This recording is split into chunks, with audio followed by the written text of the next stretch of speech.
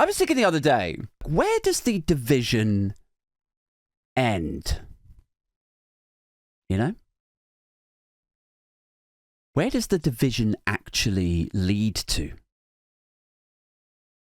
And I don't even mean in a, first they came for the gays and I said nothing for I was not gay kind of vibe. I mean, the division, like the targets, the division that they will go for. Like, where does that end? How far could you actually take that? You know, like if we really wanted to Keir Starmer this, you know, if Morgan Mcsweeney really wanted to out Farage, right? Then maybe we should, like, take this and run with it. If not for any other reason than just to illustrate how unutterably ridiculous it all is, right? Like Reform's Lee Anderson was saying a couple of years ago that the next election would be fought on the culture war and the trans debate, wasn't it? At the next election, we haven't got those three things, so we're going to have to think of something else. It'll probably be a mixture of culture wars and trans debate. So obviously it's a tactic to divide and to oppress. And like, you can divide based on trans, right? You can target the trans people. You can divide based on Islam.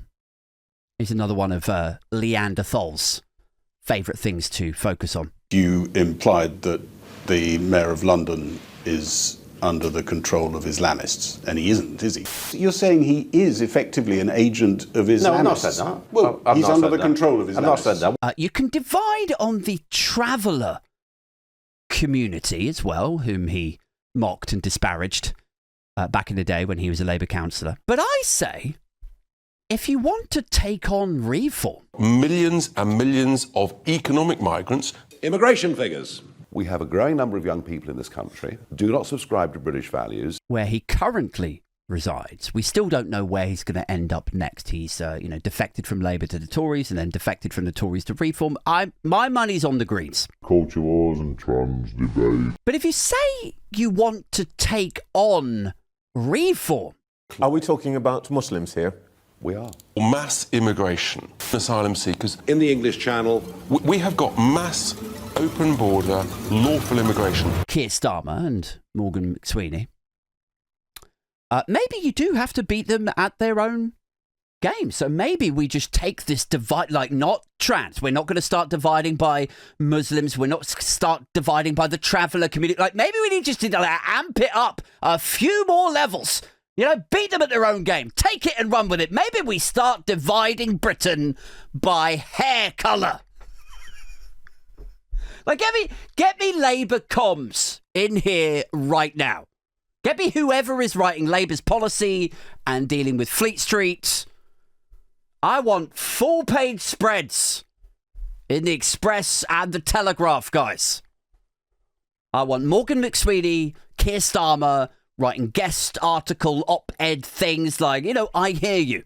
I hear you about these blonde heads, these yellow heads, these Northern European fifth-generation immigrants. You're right. Do you know what? You're right to have concerns about the cultural impact they place on British society. Should a yellowhead be allowed a place in a school ahead of your indigenous British child? Should they? But then, why would they matter? They're British. They seem to be always at the back of the queue. I mean, it's okay. It's okay to have concerns about that. It's okay to worry about the pressure that they might be putting on our health service. Guys, when these yellow-headed scandies, I guess they are, with their fairer, near-translucent skin... when they set foot outside and get skin cancer or whatever. I mean, look, we are a welcoming nation.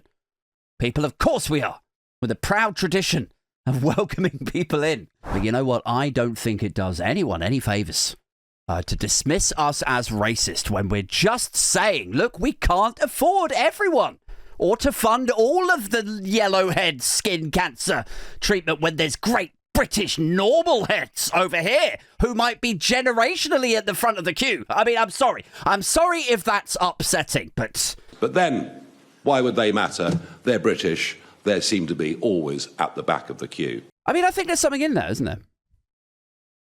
I think that's an interesting campaign strategy. You know, like, Labour did lose the Runcorn by-election. And yet, they were trying to appeal to reform voters who have all these concerns about immigration and asylum. And they obviously love it, Lee Anderson, because, he doesn't like travellers and he's anti-trans and this, that and the other. They're obviously very comfortable with division. So if Labour lost Runcorn because they weren't reform enough, all I'm saying is if you want to out Farage, start disparaging, oppressing and persecuting the Brits based on their hair colour. Come on, man. How bad do you want it? Some people are saying, you lost that by-election, Labour, because your bread and butter voters fucked you off for being like reform. All those articles in the Express and the Telegraph trying to appeal to their base instincts, their xenophobia. Fucked off your normal, everyday Labour voters. They don't want a part of that. And so they left you. And that's why you lost Runcorn. It was actually because you were being too much like reform. That's what some people are saying. I'm saying, and I suspect Morgan Mcsweeney, chief strategist of the Labour Party at the moment, I suspect Morgan Mcsweeney will say, no, actually, it's because we didn't go far enough. I like the cut of this Thompson guy's jib. Divide them up by hair colour. Put them into camps. No, that's probably too far. So, yeah. I think that's where we need to go, guys. Forget trans and travellers. Vote Labour 2025. Round up the yellowheads. All right.